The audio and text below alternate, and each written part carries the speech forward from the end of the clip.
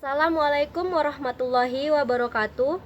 Perkenalkan, nama saya Fenty Sumarsi. Di sini saya akan menjelaskan sedikit tentang pengertian dasar hukum dan tujuan wakaf. Nah, langsung saja kita masuk ke poin yang pertama, yaitu pengertian dan konsep wakaf. Teman-teman sekalian, mungkin sudah tidak asing lagi dengan kata wakaf, bukan? Ya, wakaf itu berasal dari bahasa Arab, yaitu wakafah, yang menurut bahasa artinya adalah menahan, berhenti, atau mencegah. Wakaf dikatakan menahan dikarenakan wakaf ditahan dari kerusakan, ditahan dari penjualan, dan ditahan dari semua tindakan-tindakan yang tidak sesuai dengan tujuan wakaf. Sedangkan pengertian wakaf menurut istilah adalah pemberian suatu harta benda yang pelaksanaannya dilakukan dengan jalan menahan kepemilikan asal dan memanfaatkannya untuk kepentingan umum. Adapun pengertian wakaf menurut para ahli, yang pertama yaitu Abu Hanifah. Menurut Abu Hanifah, wakaf adalah menahan suatu benda yang secara hukum masih milik si wakif.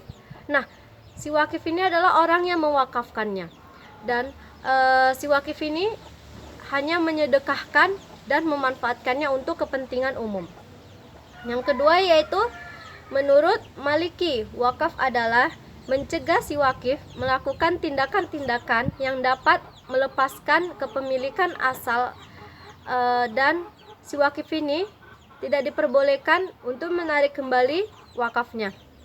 Nah, yang ketiga yaitu menurut Syafi'i dan Hambali, wakaf adalah melepaskan harta yang diwakafkan setelah selesai melakukan prosedur pewakafannya.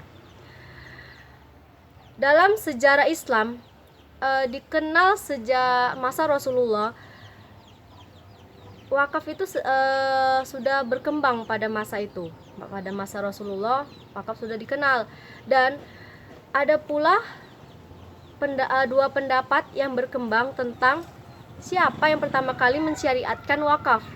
Yang pertama yaitu menurut para ulama, yang pertama kali mensyariatkan wakaf adalah Rasulullah SAW, yaitu untuk membangun masjid.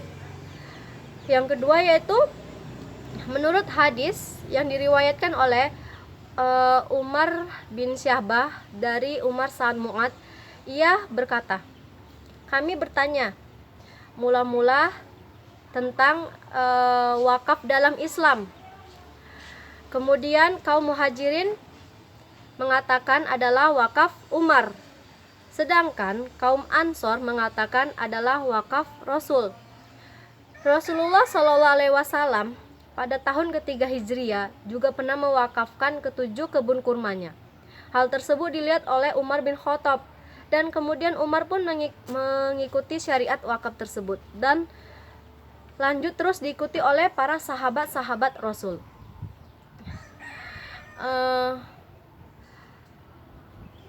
Pada suatu ketika Umar memperoleh tanah di Khaybar.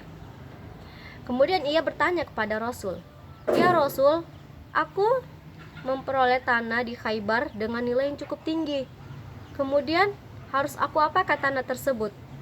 Rasulullah SAW pun menjawab, "Jika kamu mau, tanahnya, sumbernya, dan manfaatkanlah hasilnya."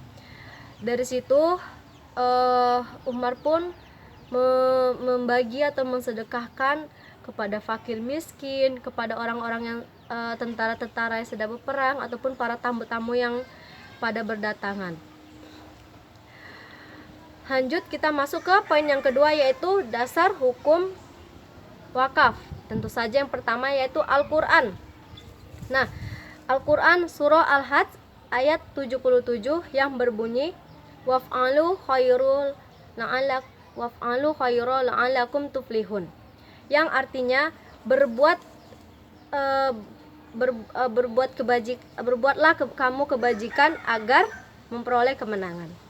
Dan adapun surah Al-Imran ayat 92 yang artinya adalah sekali-kali tidak sampailah kepada kamu sebelum kamu menafkahkan sedikit dari apa yang kamu cintai. Kemudian hadis.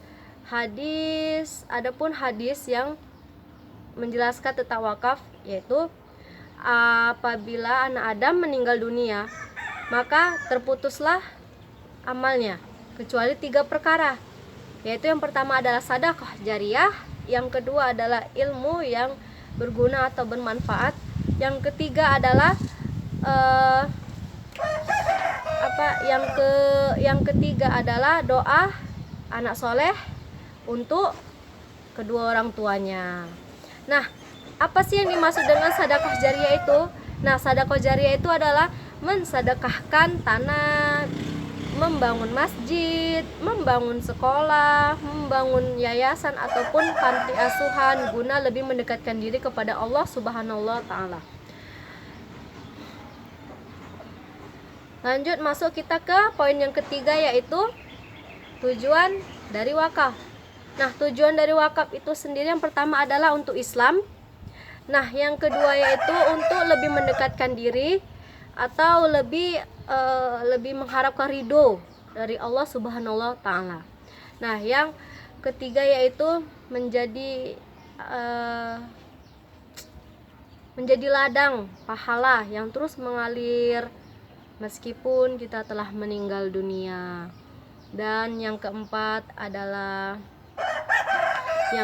yaitu tujuannya agar kaum muslimin itu saling bahu membahu, tolong menolong dan kasih mengasihi. Demikianlah yang dapat saya sampaikan, semoga bermanfaat, dan saya sudahi dengan wabillahi taufik walhidayah. Wassalamualaikum warahmatullahi wabarakatuh.